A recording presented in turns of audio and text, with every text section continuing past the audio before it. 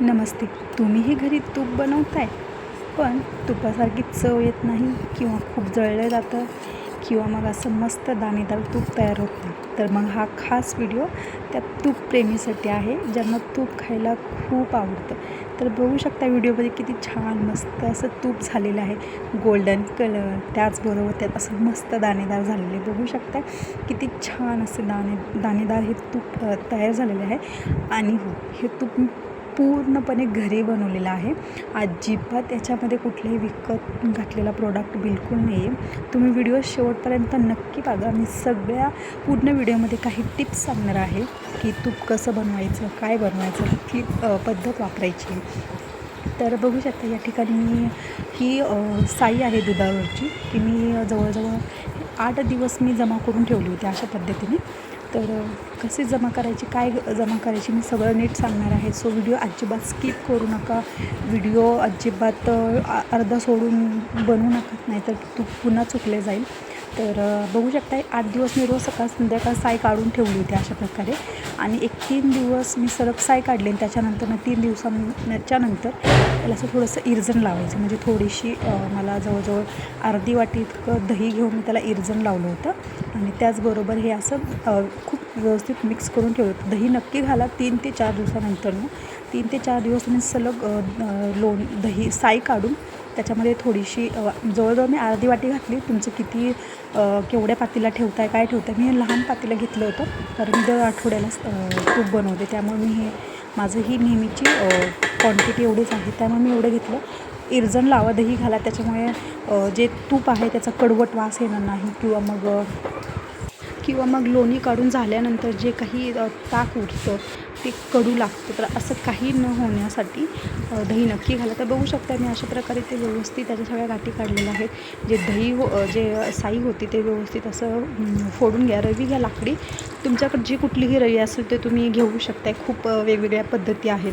आता मी खूप काही व्हिडिओज पाहिले की त्याच्यामध्ये मिक्सरला फिरवतात किंवा काही ते मला बिलकुल आवडलेलं नाही. ही जुनी पद्धत आहे, पण खूप छान आहे. खूप प्रमाणात लोणी निघतं, त्यामुळे खूप छान दाणेदार असं तूप घरच्या घरी तयार होतं. अगदी साजूक तुपासारखं एकदम छान वास येतो तुपाचा.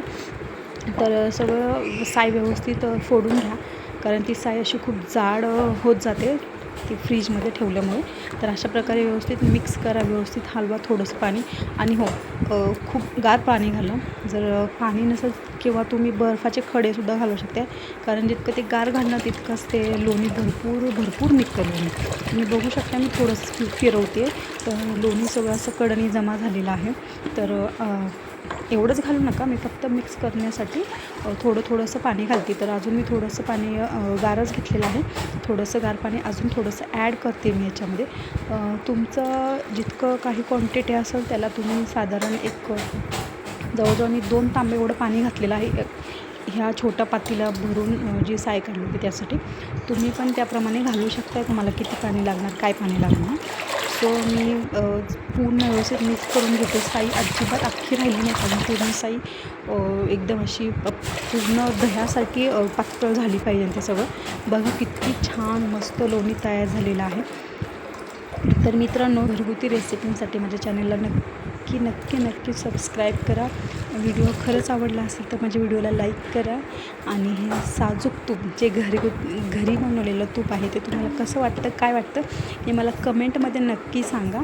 कारण तूप खाणाऱ्यांनाच माहिती की बाहेरून विकत आणलेल्या तुपापेक्षा घरातलं तूप किती छान लागतं. तर मी आता खाली बसलेले आहे. सो खाली बसून व्यवस्थित याला एकत्र करते. रवीने चांगलं छान फिरवते. तर मी हा फर्स्ट टर्न फिरवलेला आहे. माझा पहिला झालेला आहे हा टर्न फिरवून. तर बघू शकता किती छान लोणी निघालं आहे. एकदम घट्ट असं हा जो फेस आहे ना त्यालाच लोणी म्हणतात. तर अशी एक मोठी प्लेट घ्या. ते सगळं चांगलं एका किंवा वाटीत किंवा पातेल्यामध्ये असं काही काढू नका. असं मस्तपैकी मी तुम्हाला फक्त दाखवण्यासाठी हा लहान चमचा घेतलेला आहे. मोठी प्लेट घ्या. असं कडला मी जसं काढते तसंच काढा. मोठ्या चमच्यानेही तुम्ही काढू शकताय. एका साईडलाच काढा. ते का तर ते पुढं सांगणार आहे, त्यामुळेच मी सांगते की व्हिडिओ शेवटपर्यंत नक्की बघा. अजिबात स्किप करू नका, नाहीतर मग तुमचं तूप चुकलं जाईल आणि पुन्हा मग मला तुम्ही येऊन म्हणणार की मॅडम असं नाही झालं, हे आमचं असं झालं किंवा तूप असं झालं किंवा बघू शकता मी पूर्ण लोणीचा पहिल्यांदा जेव्हा मी रवी पूर्ण फिरवून घेतली त्यावेळेला माझं एवढं लोणी निघालं आहे. तर कशासाठी मोठ्या प्लेटीत घ्यायचं, तर ह्यासाठी की जेव्हा तुम्ही सगळं व्यवस्थित एका साईडला असं लोणी करणं त्यातलं राहिलेलं सगळं जे ताक आहे ते आपोआप असं एका साईडला जमा होतं. सगळं व्यवस्थित एकावर एक असं ते लोणी घालून ठेवू शकते. बघताय कशा प्रकारे मी ठेवलेलं आहे. आणि त्याचप्रकारे एका साईडला तुम्ही काहीला असं उंच करून ते तिकडे लावू शकताय ताटाला. आणि हे खाली राहिलेले जे दिसते दाखवते मी तुम्हाला. अशा प्रकारे हे सगळं उरलेलं लोण्यातलं ताक जे आहे ते बाहेर येतं. तर अजिबात त्याच्यामध्ये ताकाचं काही प्रमाण नाही राहिलं पाहिजे, जेणेकरून खूप छान असं वास भयंकर छान येतो त्याचा, खूप मस्त वास येतो. तर बघू शकता अजून एकदा मी इथं दुसऱ्यांदा फक्त रवी फिरवताना मला व्हिडिओ बनवता येत नाही आहे, त्यामुळे मी तुम्हाला फिरवून झाल्यावरच डायरेक्ट लोणी दाखवते. तर बघू शकता हे दुसऱ्यांदा मी रवी फिरवल्यावर एवढं असं लोणी निघालेलं आहे. तर खरं सांगू का, घरीच तूप बनवा, खूप सोपं जातं आणि बाहेरच्या तुपापेक्षा घरातल्या तुपावर डोळे झाकून विश्वास ठेवू शकताय, खाऊ शकताय, कुठलाही संकोच न करता. कारण आता कसं आहे, हल्ली सगळ्याच बाहेरच्या पदार्थांमध्ये भ्रष्टाचार किंवा भेसळ खूप प्रमाणात वाढलेली आहे. सो मी तर घरीच तूप बनवून खायला सगळ्यांना सांगेल. थोडंसं किटकिटीचं काम आहे, असू देत, कारण काहीतरी खायचं म्हटलं तर थोडंफार तरी मेहनत घ्यावीच लागणार आहे. तर जीवाला त्रास होण्यापेक्षा अशी थोडीशी मेहनत घेतलेली ही कधीही चांगलीच आहे. बघू शकते किती मस्त माझं लोणी निघत आहे. तर अशा प्रकारे मी हे 6 वेळा रवी पूर्णपणे ह्याच्यात फिरवलेली आहे. 6 वेळा मी लोणी काढलेलं आहे त्याच्यातलं. तर एक एक स्टेप मी तुम्हाला सगळ्या व्यवस्थित दाखवते. अशाच प्रकारे करत राहू. मी जे सांगते ते अजिबात व्हिडिओ स्किप करू नका, शेवटपर्यंत बघा. सगळं व्यवस्थित नीट कळेल तुम्हाला की काय कशी पद्धत केलेली आहे, ज्याच्याने तुमचं तूप अजिबात जळणार नाही किंवा करपणार नाही किंवा मग त्याला असं कडवट वास येणार नाही. ही आहे 3री वेळ माझी. तिसऱ्यांदा मी काढलेला आहे. मित्रांनो, व्हिडिओ खूप मोठा झालेला आहे, त्यामुळे मी मध्ये स्टॉप करून जे मेन आहे ते तुम्हाला दाखवण्याचा प्रयत्न करते आहे. सो बघा लोणी किती प्रमाणात निघलेलं आहे इथे. मग हे विचारायचं बोलायचं, व्यवस्थित काढा. मोठा चमचा घ्या शक्यतो, आणि असं चमच्याने पण इथे पण तुम्ही व्यवस्थित त्यातलं ताक सगळं बाहेर काढू शकते.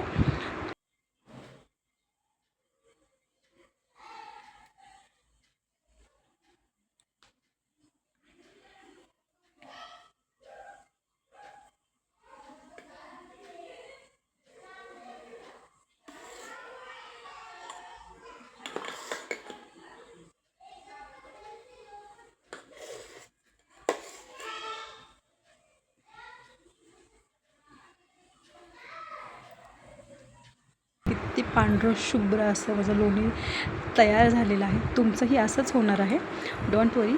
फक्त व्हिडिओ स्किप करू नका, पूर्ण पहा. तर चला बघू शकताय.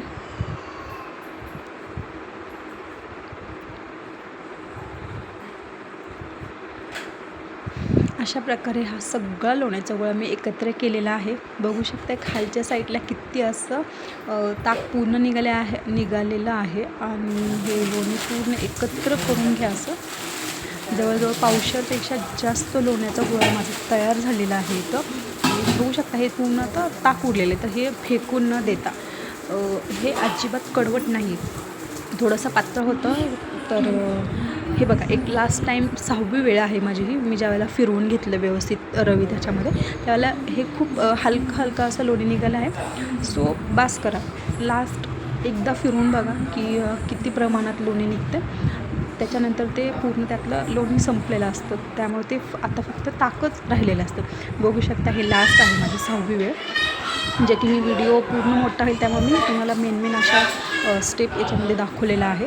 एवढं हे लास्ट माझं निघले आणि खाली फक्त आता राहिलेलं आहे ताक, जे अजिबात फेकून द्यायचं नाही. तुम्ही ताक फ्रीजला ठेवून एक 8 दिवस पण हे आरामात राहतं. आणि जर तुम्हाला थोडंसं थिक असं जाड असं म्हणजे घट्ट असं ताक बनवायचं असेल तर तुम्ही त्याच्यामध्ये थोडंसं डाळ ॲड करून रवीने पुन्हा एकदा त्याला मिक्स करून घेऊ शकते. खूप छान लागतं.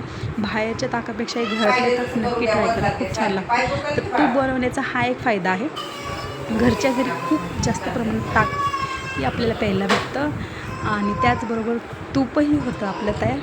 बघू शकता माझं एवढं ताक तयार झालेलं आहे. आणि हा लोण्याचा गोळा मी असं मस्त एकत्र करून ठेवलेला आहे आणि लगेच तूप करायला घेऊ नको, कारण बघू शकता थोडं ताक अजून निघतं आहे त्याच्यामधून. त्यामुळे हे जवळजवळ मी संध्याकाळी करायला घेतलं होतं. हे 8:30ला माझं सगळं कंप्लीट झालं होतं हे करून. तर त्याच्यानंतरनं मी हे ताक बनवायला घेतलेलं आहे. बघू शकते लोण्याचा गोळा किती छान दिसते. तर मी हे घेतलेलं आहे बनवायला 11:30 वाजले होते संध्याकाळचे, रात्रीचे झोपायच्या अगदी थोडा वेळ मी हे करूनच पूर्ण तयार करूनच झोपले ते.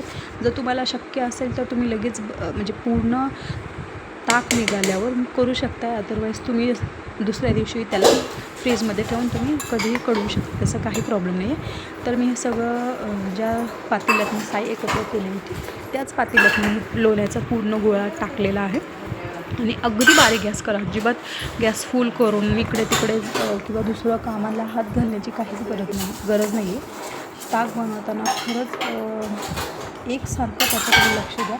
जसं फक्त हळूहळू हे लोण्याचा गोळा फुटतो, जसं की तूप वेगळं होते आणि जे हे उरलेलं असतं त्याला मी खवाच म्हणते. मला खूप आवडतं ते खायला. तर बघू शकता हे अशा प्रकारे तयार झालेलं आहे माझं तूप. तुम्हाला मी दाखवते, सारखं सतत हलवत राहा कारण ते खाली पटकन लागतं. बघू शकता किती मस्त असा कलर आलेला आहे, एकदम असं छान दिसतं हे तूप. तोपर्यंत हलवत राहा, तोपर्यंत शिजवत राहा, जोपर्यंत खाली असं थोडंसं ते खरवड पण म्हणतात त्याला, आणि मी तर त्याला खवाच म्हणते, जे की अगदी पनीरसारखं दिसतं ते. तर ते जोपर्यंत असं लाल कलर येतो त्याला, सोनेरी असं गोल्डन कलर येतो त्याला थोडासा, तोपर्यंत तुम्ही हीच प्रोसेस करा. गॅस अगदी बारीक ठेवा, अजिबात गॅस फुल करू नका किंवा हलवायचं थांबवू नका. चमच्याने सतत त्याला ढवळत राहा, मिक्स करत राहा. बघू शकते आणखीन कमी झालेलं आहे, उकळून भरपूर प्रमाणात कमी होतं. याचा कलर जसा बदलेल तसं ते तुमचं तूप अगदी मस्त असा त्याला वास येतो. आणि जरासं जाड किंवा दाणेदार म्हणतात ना, तर हीच पद्धत आहे. काही जण थोडंसंच उकळतात आणि करपलं किंवा हे झालं असं म्हणून ते बंद करतात. तर तसं नाही, बारीकच गॅसवर करायचं आहे. दाखवते मी. हे आहे आता आपलं परफेक्ट झालेलं तूप. एक फक्त 5 मिनिटं मी याला व्यवस्थित मिक्स करते, जोपर्यंत हे जे आहे ना उरलेलं हे पनीरसारखं जे दिसतं ते असं त्याचा कलर गोल्डन होईपर्यंत तुम्हाला ते एकत्र करायचं.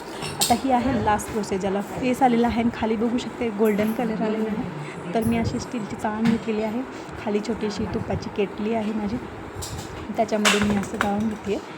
तुम्ही थंड झाल्यावर पण निवांत गाळू शकता. आणि हो, ह्या तुपाला तुम्ही आत्ताच फोडणी देऊ शकता. खाऊचे जे पानं असतात त्याची पण तुम्ही तडका देऊ शकता त्याची.